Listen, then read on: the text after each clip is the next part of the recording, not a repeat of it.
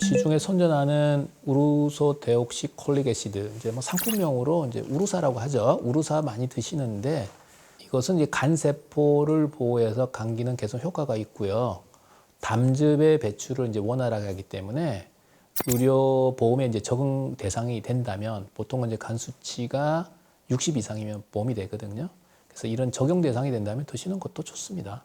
그리고 담석이 있는 일부 환자에서도 치료에 도움이 되기도 합니다. 이 담석의 사이즈나 이제 사이즈를 조금 줄이는 데 도움이 되거든요.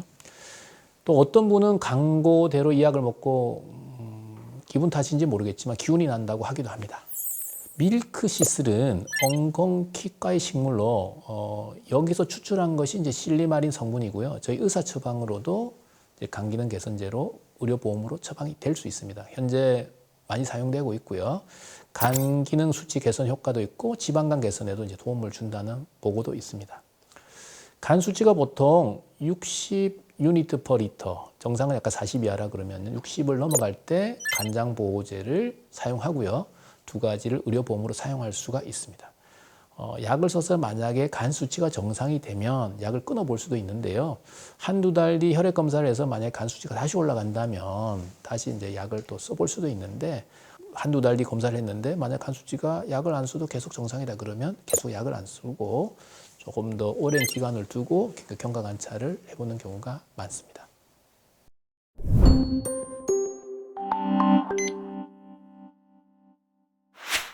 의사 처방하는 간장 보호제 중에서 뭐 여러 개 나와 있거든요.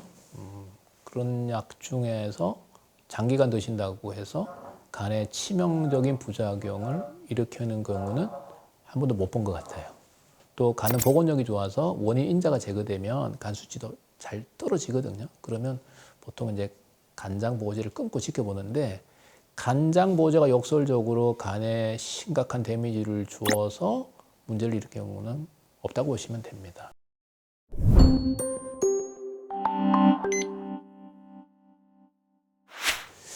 그 간 건강에 딱히 이런 음식이 좋으니 먹으라고 하는 음식은 별로 없습니다. 항산화제 정도가 이제 간 건강에 도움을 준다, 뭐 이렇게 생각하시면 되겠고요. 저 역시도 어떤 음식을 드시면 간 건강에 좋습니다라고 병원에서 권하지는 않습니다. 하지만 기름지고 달게 드시면 내장 지방이 증가해서 지방간을 유발하고 간염과 간섭열을 일으키기 때문에 이제 피하는 게 좋겠고요. 적정 체중을 유지하는 것이 매우 중요합니다. 그리고 무심코 먹는 건강보조식품은 본인과 맞지 않으면 면역 반응으로 간염을 유발할 수 있으므로 조심해야 됩니다. 특히 간에 좋다고 알려진 몇몇 민간요법의 즙이나 달인 물을 마시고 간이 더 악화되어 생명을 위협하기도 합니다. 특히 만성간질환, 예를 들어서 만성비형간염, C형간염, 간경변증, 간암 이런 분들이 의사의 처방 없이 스스로 민간요법을 해서는 안 됩니다. 어떤 음식을 드셔가지고 간이 좋아지는 경우는 거의 보지 못했고요. 드시지 말아야 하는데 드셔서 심한 낭패를 보는 경우를 저희는 자주 보고 있습니다.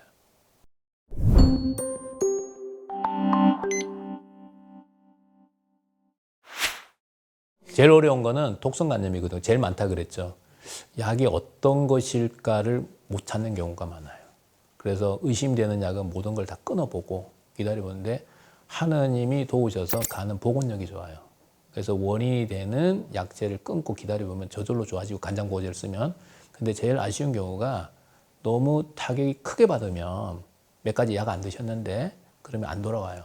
그래서 그분들은 어쩔 수 없이 간이식으로 가는 거예요. 억울한 경우죠. 그래서 약을 함부로 막 남용하면 절대 안 됩니다. 특히 만성간질 환자, 뭐 B형간염, C형간염, 간경병증 환자가 간이 평소 안 좋기 때문에 간을 조금 더 다른 방법, 민간요법 등을 통해서 좋게 해보려고 하는 생각이 많거든요.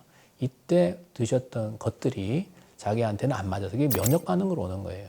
그래서 독성 간 손상을 일으키면은 회복이 안 되는 거예요. 그래서 그게 사실은 제일 흔합니다.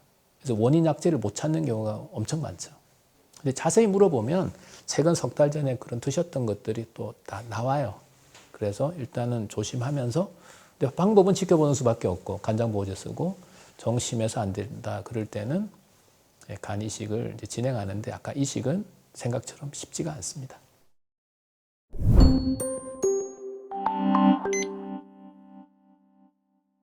술은 안 마시는 것이 제 생각입니다. 가장 좋고요. 마신다면 소량을 마시고요. 3일간은 간을 쉬게 해줘야 됩니다. 저는 개인적으로 술을 마시지 않습니다. 술을 마시는 게 어울리는 자리들이 좀 있잖아요. 그런 자리에서는 와인을 한두 모금 마시는 정도입니다. 예전에는 사실 저도 많이 마셨거든요. 근데 마실수록 제 건강이 안 좋아지는 것 같아서 3년 전 가감히 끊었고요. 현재는 안 마시거나 꼭 필요하면 한두 모금 마십니다.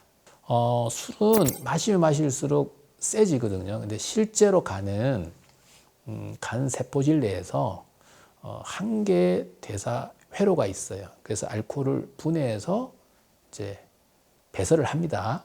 근데 술을 많이 마시게 되면 간 세포질 내에 한 개의 알코올 대사 회로가 아닌 매끈 소포체라고 하는 기관에서 다른 회로, 제2의 공장이 돌면서 술을 또 대사합니다. 문제는 이 제2회로는 술을 대사하면서 많은 매연, 즉 활성산소를 많이 만들거든요. 그래서 간도 안 좋게 하지만 우리 몸 곳곳을 상하게 합니다. 그래서 술 세신 분들이 회로가 2개 있으니까, 공장이 2개니까 뭐 술도 세고 좋지 않을까 하는데, 문제는 제2공장은 좋지 않은 공장이다. 그래서 소량 드셔가지고 가능한 제1공장에서 술이 다 처리되게 만드는 게 좋습니다. 그래서 예전에 술에 장사 없단 말은 틀린 말이 아닙니다.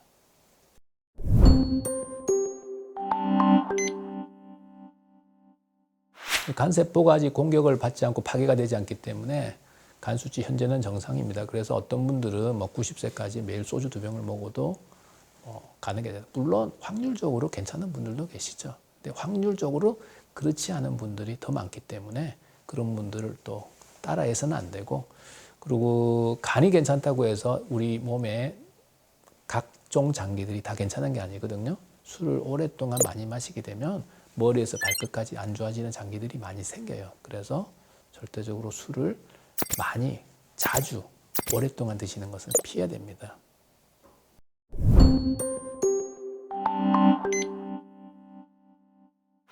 이런 질문 참 많이 듣기도 하고, 예전에 다른 매스미디어에서도 많이 들었던 것 같은데, 그때마다 아마 전문가들의 해답도 틀렸던 것으로 저는 생각을 하는데요. 둘 다 해롭습니다. 가끔씩 포금하는 것도 안 좋고 매일 반주도 안 좋은데, 하지만 둘 중에 하나를 고른다면 매일 반주가 저는 더 해롭다고 생각을 합니다.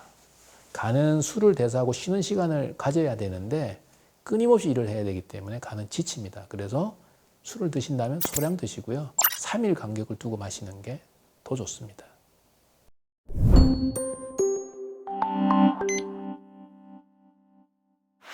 알코올 도수가 낮은 것은 잘 취하지 않기 때문에 많은 양을 드실 것이고, 그 다음에 도수가 높은 것은 양주, 위스키 이런 거는 많이 못 먹잖아요. 근데 간은 제일 문제가 되는 게 알코올의 토탈 양이에요, 양. 그러면 맥주는 많이 드시지만 알코올 도수는 낮잖아요. 그런데 곱하기를 해보면 알코올 양이 정해져 있죠. 양주는 거꾸로잖아요. 그래서 에탄올의 양이 중요하다. 에탄올의 알코올의 양을 얼마나 오랫동안 장기가 마시느냐가 간이나 다른 우리 내장 장기의 데미지를 결정하기 때문에, 그래서 결론은 도수가 약한 술을 소량 조금만 드시고 3일 간을 쉬게 하고 물 많이 드시고 안주 많이 드시고 그렇게 하라는 이유가 다 그런 겁니다.